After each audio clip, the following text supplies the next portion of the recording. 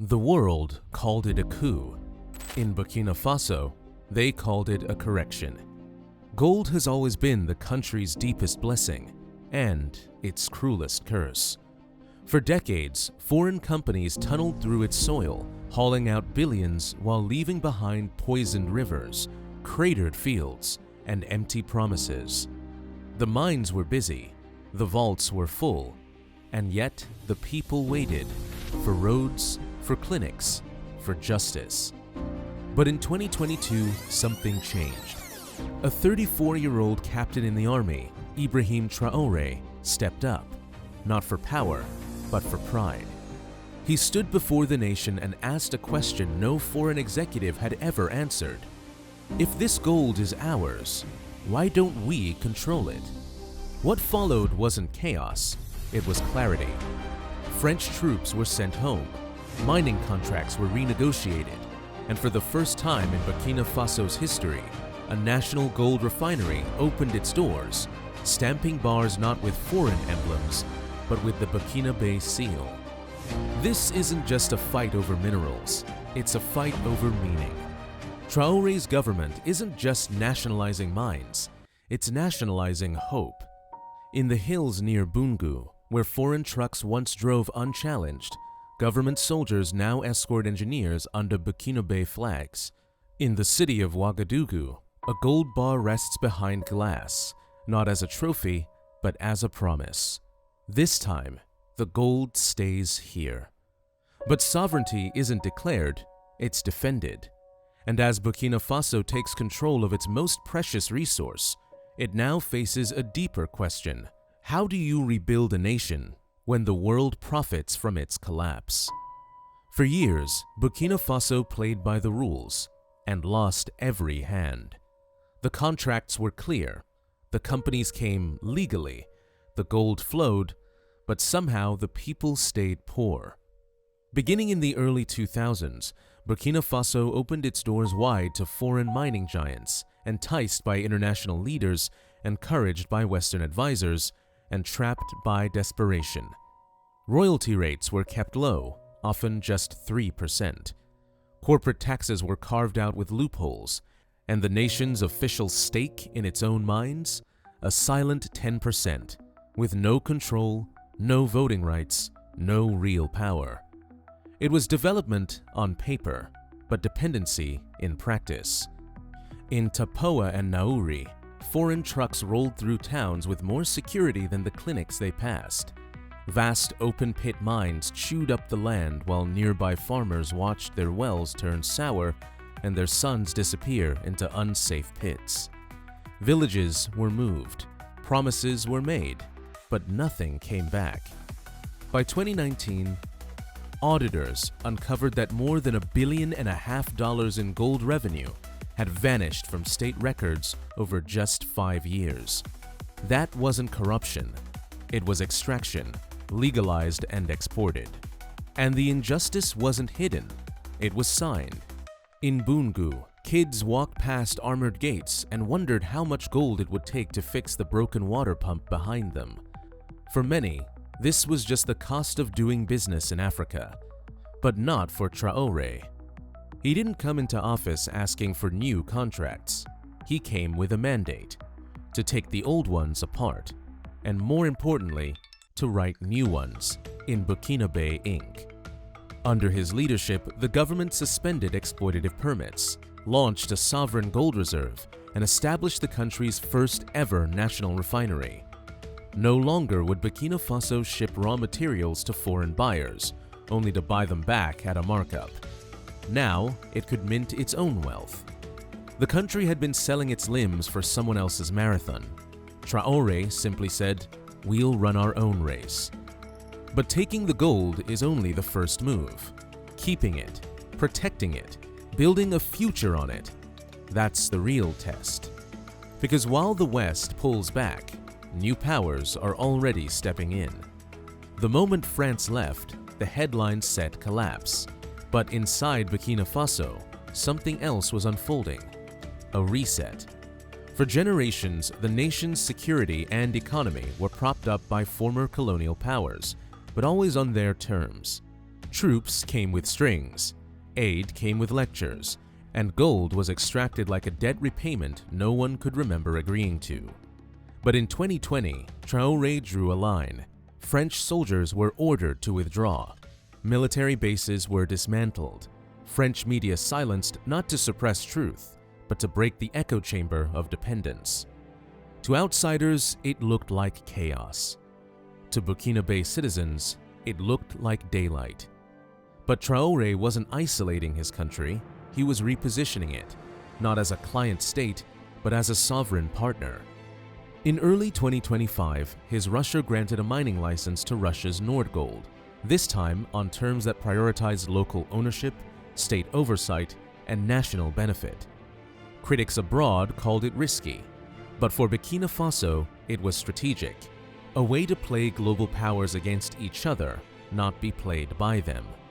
And China, a long silent partner in West African infrastructure, found itself welcomed, not as a master, but as a contractor. When the country's first gold refinery opened its doors, it was Burkina designed, Burkina run, and open for business with whoever respected its terms. In Ouagadougou, that refinery doesn't just stamp gold, it stamps autonomy. For decades, Burkina Faso was treated like a pawn on someone else's chessboard. Now it's moving like a knight, unexpected, unbound, and suddenly powerful. This is not about switching overlords, it's about choosing paths. Traoré isn't beholden to Moscow or Beijing. He's using them, just as others once used Burkina Faso, to balance risk, build leverage, and secure breathing room for reform. The refinery glows, contracts are rewritten, and new economic architecture is taking shape, one where the country's wealth no longer vanishes at the border, but begins its journey there. But every pivot has its price, and while the state rebuilds from above, deep underground, a different kind of war still rages, one fueled not by contracts, but by survival. While gold bars are stamped in Ouagadougou, the real front line isn't in the capital. It's in the pits, where sovereignty is tested, one swing of a pickaxe at a time. Across the provinces of Soum, Sanmatenga, and Yaga, tens of thousands of artisanal miners dig without machines, without permits, and often without choice. For many, gold is the last currency in a country fighting to stand on its own feet. But it's also the first thing rebels want to tax, smugglers want to move, and foreign markets want to buy, cheap, fast, and untraceable. When Traoré's government began formalizing the sector in 2024, it didn't do so to punish miners, it did it to protect them. By suspending export licenses for small-scale traders, the state aimed to end the underpricing, the middlemen, the black market handoffs that saw gold vanish for pennies on the dollar. A national gold registry was launched. Plans for community cooperatives were drafted, but progress has been slow, and the informal mines still buzz with danger. In towns like Arbinda, rebels don't just attack mines, they run them. Armed groups impose their own taxes, recruit laborers, and smuggle gold across porous borders in exchange for guns and fuel.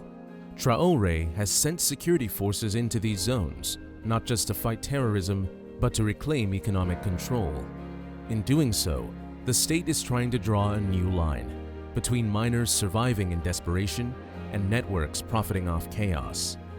In a village schoolyard outside Dori, a young boy shows off a nugget he found near his family's plot. His father beams, not with greed, but with pride. For the first time, he says, it might stay here. The gold in Burkina Faso is like a river that's been redirected for centuries.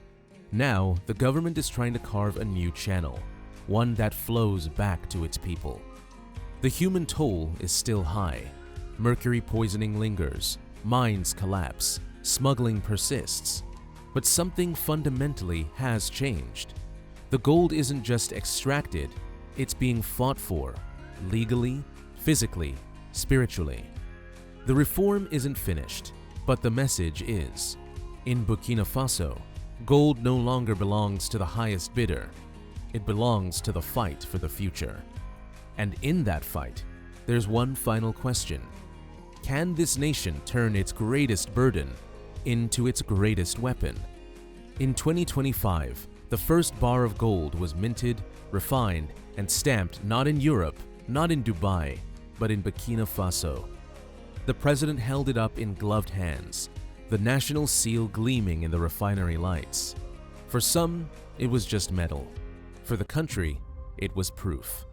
Proof that after decades of watching its wealth slip through its fingers, Burkina Faso could finally hold on to something and define what it meant.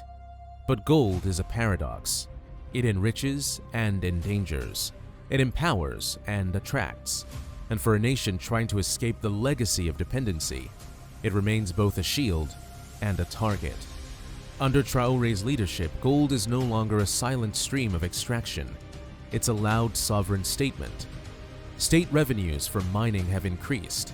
Infrastructure is being funded directly from gold profits. And for the first time, gold is being used to back a national reserve, a vault for Burkinabe value, not just Burkinabe product. But the game has only just begun. France is gone, but new interests remain. Russia and China offer deals, but they come with expectations. Multinational investors are watching, some warily, some waiting for weakness. And the insurgent groups that once taxed miners now aim higher, threatening trade routes, targeting refinery logistics, trying to destabilize what they couldn't control. Burkina Faso isn't just mining gold, it's mining time, racing to turn this momentum into permanence before the old systems regroup. In Ouagadougou, the vault doors close each night on a growing reserve, not just in ounces, but in confidence. The refinery is real. The reserve is real. The reforms are real. But so is the risk. Traoré didn't just inherit a broken system, he inherited the enemies of those who benefited from it. Burkina Faso has taken its gold back, but the question is no longer if it can claim sovereignty. The question is, can it hold it? If you want more stories of nations reclaiming power and rewriting the rules, subscribe and join us for the next chapter.